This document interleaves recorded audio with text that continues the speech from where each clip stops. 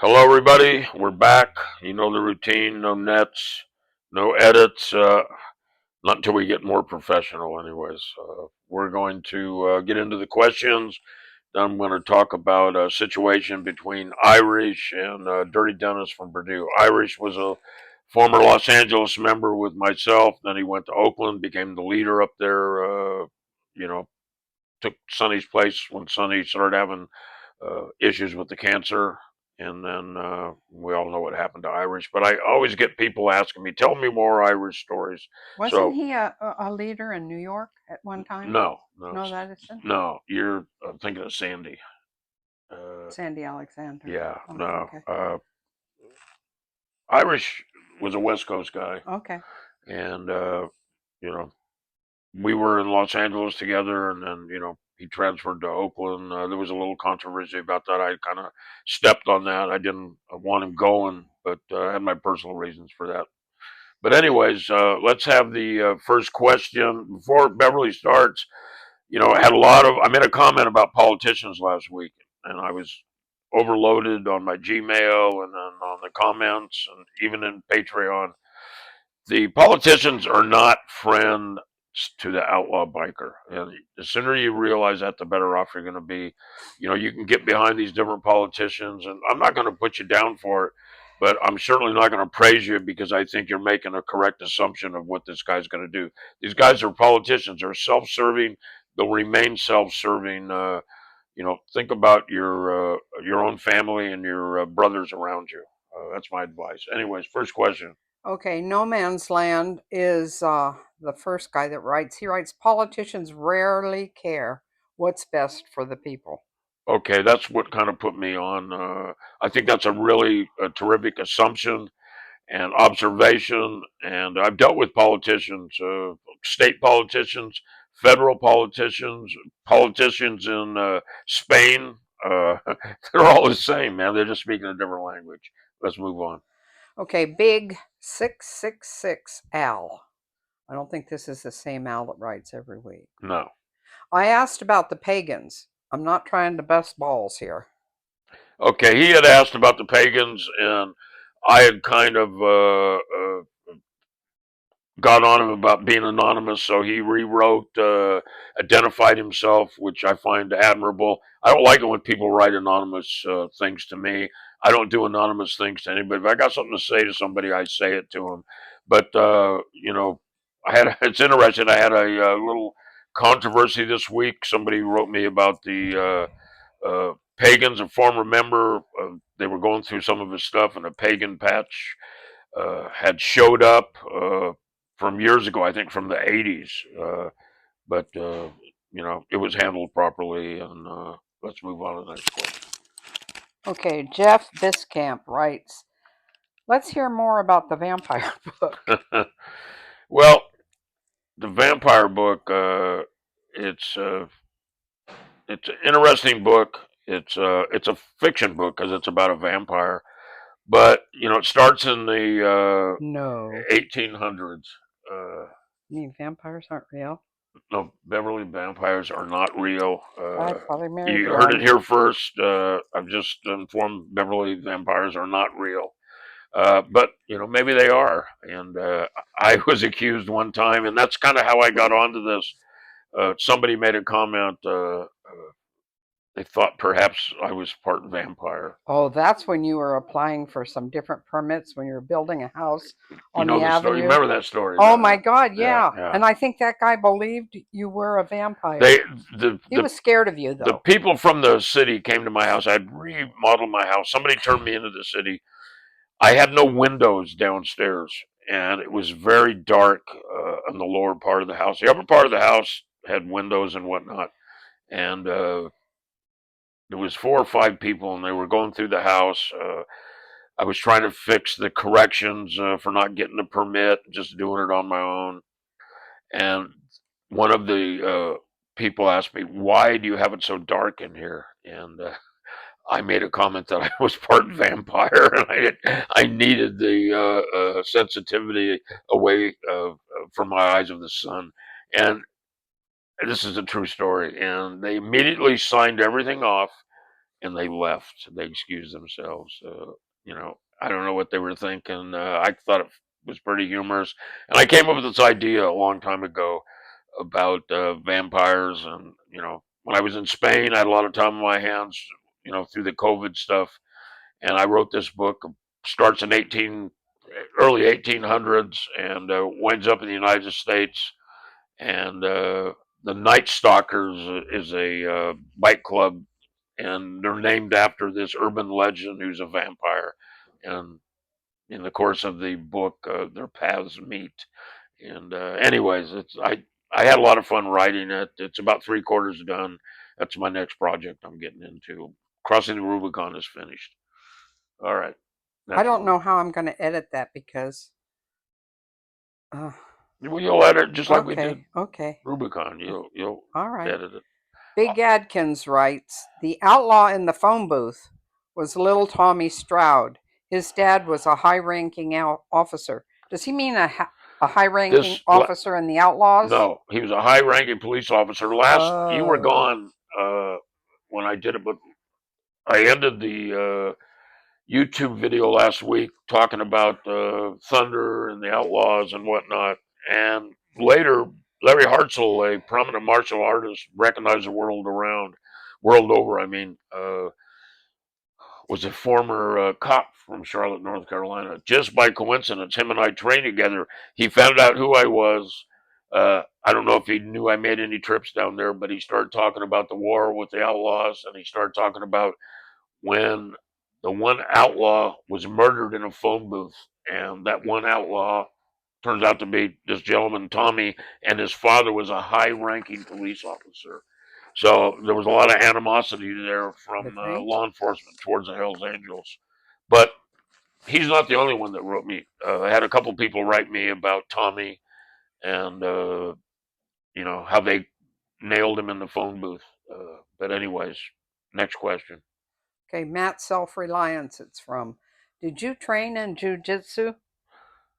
No, I never really trained a lot jujitsu. That's kind of before my time. I'd studied one Hop Kwando Kung Fu that came out of the Kaju Kempo system, and then I started studying JKD with all those JKD instructors and Marina Del Rey, Ted Lukai Lukai. He wasn't down there. Chris Kent, Larry Hartzell, of course, Danny Inosanto. I never trained with Paul Vunick, but we talked a few times. Seemed like he was real knowledgeable. I liked always what he had to say. I liked his videos. But my youngest boy's doing some jujitsu. Okay, Patrick O'Kane wrote, who was Spider at Easy Rider magazine? I meant to get out and call Keith yesterday, and I didn't. I remember Spider being Lou Kimsey. Lou Kimsey was the originator, and he was the main editor for Easy Riders. Really good guy. Really partied hard. Uh, but that's who I believe Spider was. And maybe you guys, anybody out there that knows, write in, or I'll just get a hold of Keith Bandit and ask him. Okay. Okay, Richard Dashwood, more on Tommy from Cleveland. Well, Tommy from Cleveland was a hell of a guy. He's the guy I got in a gunfight with. Uh, we weren't gunfighting each other. We were fighting these other guys. It's where I met Andy from Cleveland, Rochester, Hells Angels, New York Hells Angels. A lot of incognito Hells Angels at the Fiddlers Convention because we were anticipating troubles. And Tommy and I got in a gun battle. That's how I wound up meeting Thunder. But I'll get into Tommy, very serious guy. Cleveland, very serious charter. You guys all know that. I'm going to talk about something that I want to get into this week's episode, and that's I'm not going to tell you what my wife just did, but anyways, uh, God damn it, Beverly.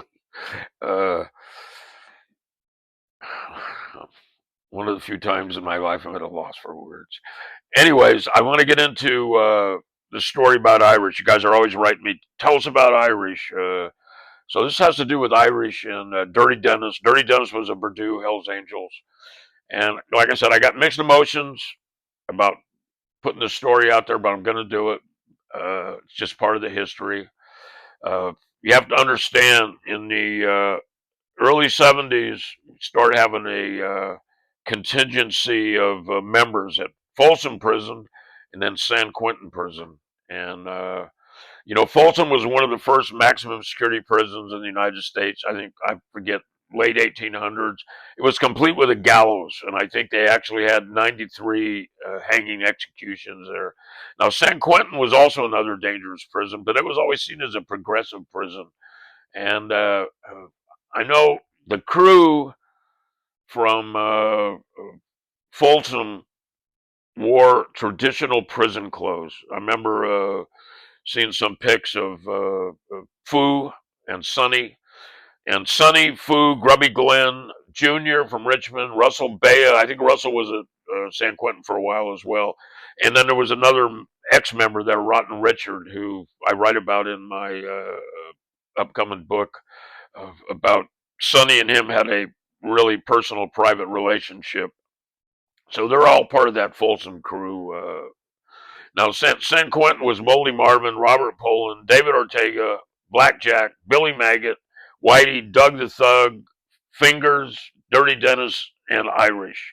That was the whole San Quentin crew. And in the late '70s, these guys started getting out. They started coming home. And I think this was the aftermath of the Lynch Report. The Lynch Report came out in '65, around the same time Hell's Angels, Hunter Thompson book came out. And, you know, anytime these reports come out and these studies, you start having arrests. And uh, I think something kicked off between Dennis and Irish when they were in San Quentin. What it was, I don't know.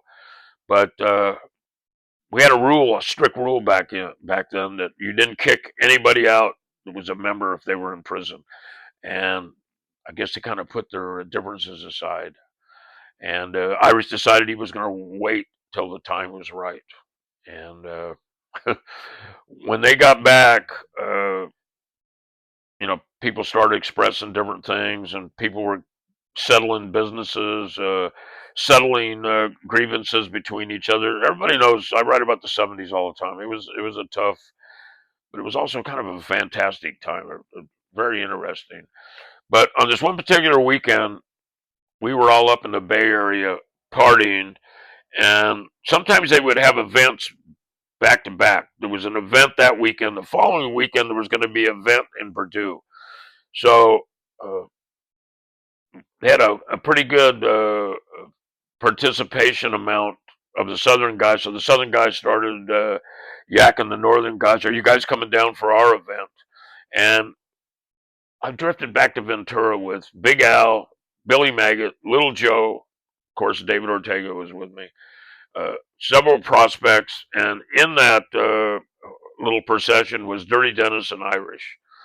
And the weekend went about. There was nothing going on, but there was something that happened in the '60s, and it had to do with Otto's wedding, showing class, and this goes to show you how things change and personalities and accepted behavior shifts. And I wasn't at the wedding, but I was there the night it all came to a head. And we were at the big greenhouse in Ventura, California, and it was Shot of Gold Sunday, and that was a little event they had there. And what would happen is uh, it was either 50 cents a shot or a dollar shot. I can't remember. Uh, you get as many shots as you wanted. And I knew it was Albert that did it. He threw either a $50 bill or a $100 bill up on the bar.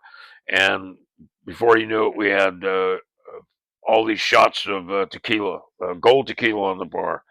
And I know, like people were like, "Man, we want to get the fuck out of here," because we were getting loud. It was a lot of partying going on. We'd been up for a couple of days, and even the band saw the writing on the wall. They started tearing down. Irish immediately jumped on those guys, uh, gave them all a bump of that P2P crank that I'm not sure they ever had before, and they started setting up again. They were drinking tequila with us. So this is going on. getting pretty wild in the big greenhouse, and people start drifting out. It's almost 2 o'clock, and as the night in the bar closes, that little crew, all of us, Big Al, Billy Maggot, Little Joe, Ortega, bunch of prospects, and Dirty Dennis and Irish are now. We're all out in the parking lot. I don't know what we're doing out there. We're talking and bullshitting, and Irish starts talking shit to Dennis, and he's kind of speaking in codes. They're not quite sure what he's going, and then suddenly he's dangling Dennis's keys. He's got Dennis's bike keys, and I know what Irish expected. You know, I knew Irish very well, and Irish expected Dennis to fight him to get the keys back, and you know, Dennis was more of a lover, not a fighter, and he was just going, "Come on, give me my fucking keys, Irish," and they were going back and forth.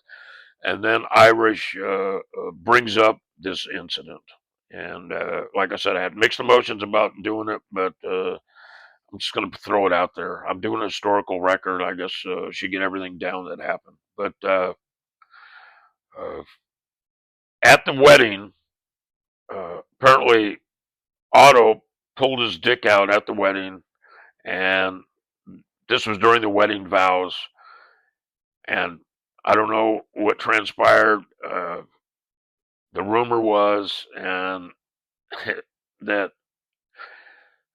Dennis grabbed a hold of Otto's dick and was shaking it at the bride. And I think Dennis saw this as a form of showing class. You gotta realize there was a lot of transitions and whatnot in the club, and Irish didn't see it that way. Irish saw it as unacceptable behavior, and you know what? Things happened like that. I will tell you some stories in the future about Bass Lake and what was accepted at one time. You know, now was unacceptable, at least by me and a few other guys. But uh, Dirty Dennis and Irish sat out there and argued, and Irish kept waiting. I don't know why Irish didn't blast him. That usually was his style. But Irish made it clear to Dennis that that was not showing class. It was unacceptable. Uh, now, Joe spoke up for Dennis, and it was really off the wall. Joe said, "Well, he didn't get a nut, if that counts for anything." And you know, I started laughing. David Ortega started laughing. The only two people who weren't laughing was Dennis and Irish. Uh, and you know, we all wound up going back to the clubhouse. I don't even know if Dennis showed up back there. I think he had to take his ignition apart. Irish wouldn't give him the key back, or Irish threw the key away, and it was just really a mess. It was really uncomfortable. And you know, I immediately the next day got on the phone with old man John. I said, "John, this is what happened last night." I go, "What the hell do you know about it?" Uh, I wasn't there with John, but if I had been, I could imagine John taking his cigar out of his mouth and shaking the ashes off the end. And he said to me on the other end of the phone, "Why do you think they called him Dirty Dennis, George?" And that was the end of the conversation. So, not one of my favorite stories, but I told it anyways. I'm sure there's going to be all kinds of feedback. Uh, it is what it is. I'm going to talk about some more changing acceptable practices. Had somebody write me last week. They wanted to know about a letter Sam wrote to me from Oakland. Sam and I were feuding towards the end of my tenure in the club, and this was another snarky remark from somebody. It was on a different platform. I I'll get into it, and I'll tell you exactly what happened between me and Sam. And in fact, I'll go back to when Sam was a Los Angeles Hell's Angel. But that's it for this week. There's a good podcast on Ian Bick, uh, and there's another good podcast on Patched. They're interviewing me about different things. I felt pretty good about it. So if you want to get a little bit more, you can go to those other podcasts, Ian Bick and Patched, two separate podcasts. I will come up with another story next week. I want to talk about Little George. I want to talk about some other things that have happened over the years. But Little George will be a good story, and then I'm going to get into some other stuff. I'll probably talk about Sam, the beef between Sam and I, and then we'll get into some classic history in the upcoming weeks. So that's it. I'll see you guys. Please continue to follow, comment, and like, and that's it for this week.